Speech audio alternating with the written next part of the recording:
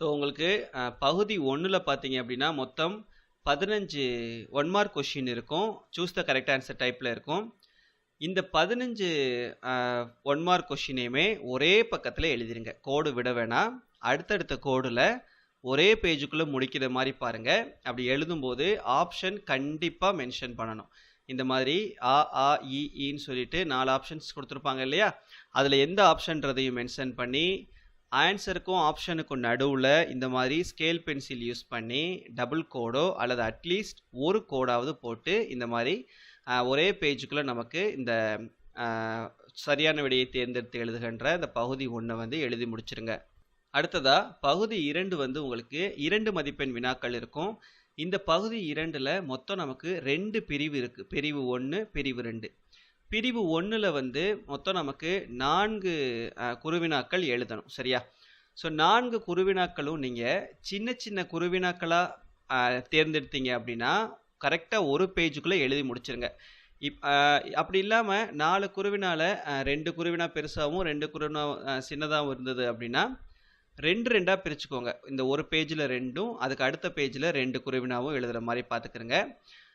Suppose வந்து 4மே பெருசாக இருந்தது அப்படின்னாலும் நீங்கள் 2 பேஜுக்கு அலாட் பண்ணி எழுதிக்கோங்க. புரிஞ்சுதா? ஸோ பிரிவு 1ல் இந்த 4 குறுவினாவை இந்த மாதிரி எழுதிக்கோங்க.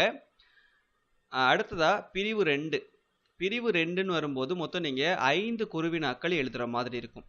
இந்த 5 குறுவினாவையும் நீங்கள் 2 பக்கமாக பிரிச்சுக்கிறங்க. முதல் பக்கத்தில் 2 குறுவினா, அடுத்த பக்கத்தில் 3 குறுவினா. அப்படி இல்லைன்னா முதல் பக்கத்தில் 3 குறுவினா, அடுத்த பக்கத்தில் 2 குறுவினா. இந்த மாதிரி வந்து பிரித்து எழுதிக்கோங்க. ஒருவேளை 1 மார்க் இங்கே பாருங்கள், இதில் எழுதியிருக்க எல்லாமே வந்து 1 லைன் 2 லைனில் எழுதுகிற மாதிரி இருக்க ஆன்சர். இப்படி இருந்ததுன்னா 5 குறுவினாவையுமே ஒரே பக்கத்தில் எழுதி முடிச்சிருங்க. ஸோ இப்போ இவங்க எழுதியிருக்காங்க பார்த்தீங்களா, இந்த பிரிவு 1ல் வந்து 3 கொஷினை மொதல் பேஜில் எழுதிட்டு 4வது கொஷினை மட்டும் அடுத்த பேஜில் எழுதிட்டு அடுத்து பிரிவு 2 ஸ்டார்ட் பண்ணிட்டாங்க.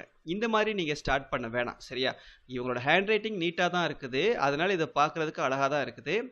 பட் நம்ம பேப்பர் ப்ரெசன்டேஷன் பண்ணும்போது இந்த மாதிரி ஒரு பிரிவுக்கு அடுத்த பிரிவை ஸ்டார்ட் பண்ணும்போது ஃப்ரெஷ் பேஜில் புது பக்கத்தில் ஆரம்பிச்சிங்கன்னா அவங்களுக்கு கரெக்ஷன் பண்ணுறவங்களுக்கு பார்க்குறதுக்கு நல்லா தெரியும். ஸோ அதனால் இந்த பிரிவு 2 பொறுத்த வரைக்கும் இந்த மாதிரி சின்ன சின்ன கொஷின்ஸ் தான் வரும். இதை வந்து நீங்கள் ஒரே பேஜில் எழுதிருங்க. ஒரு கோடு விட்டு எழுதலாம். இந்த விட்டுருக்காங்கல்ல, ஒரு கொஷினுக்கும் இன்னொரு கொஷினுக்கும் நடுவில் ஒரு கோடு விட்டு எழுதுனா கூட ஒரே பக்கத்தில் இந்த பிரிவு 2 வந்து நீங்கள் முடிச்சிடலாம். ஒவ்வொரு கொஷின் முடிஞ்சதுக்கு அப்புறமும் இந்த மாதிரி ஸ்கேல் பென்சில் யூஸ் பண்ணி டபுள் லைன் போட்டால் ஓகே, இல்லை அட்லீஸ்ட் வந்து சிங்கிள் லைனாவது போட்டுக்கோங்க. அடுத்ததா பகுதி 3 வந்து 3 மார்க் கொஷின். இதில் மொத்தம் பிரிவு 1, பிரிவு 2, பிரிவு 3ன்னு சொல்லிட்டு 3 இருக்குது. ஒவ்வொரு பிரிவுலையும் 2 கொஷின் வந்து நீங்கள் அட்டன் பண்ணுற மாதிரி இருக்கும். பெரிய கொஷினாக இருந்ததுன்னா, இந்த மாதிரி பெரிய கொஷினாக இருந்தது அப்படின்னா ஒரு கொஷினை ஒரு பேஜுக்கு எழுதுறது மாதிரி பார்த்துக்கோங்க.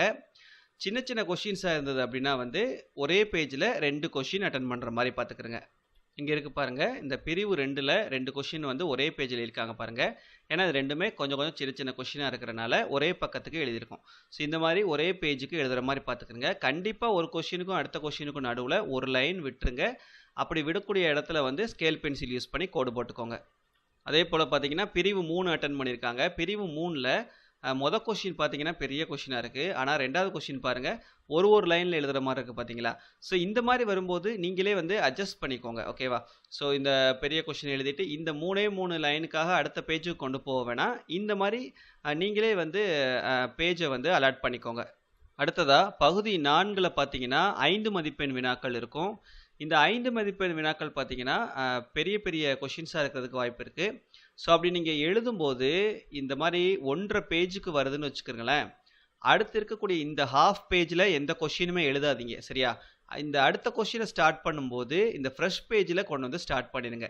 ஒரு 1.5 பேஜ் 1.25 பேஜ் வந்துடுதுன்னா அடுத்து இருக்கக்கூடிய அந்த 4-5 லைனில் நீங்கள் எழுத வேணாம். எழுதாமல் அதுக்கு அடுத்து இருக்கக்கூடிய ஃப்ரெஷ் பேஜில் வந்து ஸ்டார்ட் பண்ணி எழுதுங்க. அப்போ தான் பார்க்குறதுக்கு நல்லாயிருக்கும். ஸோ இந்த மாதிரி இந்த பகுதியில் தான் நமக்கு ஒரு பிக்சர் கொடுத்துட்டு காட்சியை கவினுரை எழுதுகன்னு சொல்லி அந்த கொஷின் கேட்பாங்க, கவிதை எழுத சொல்லி.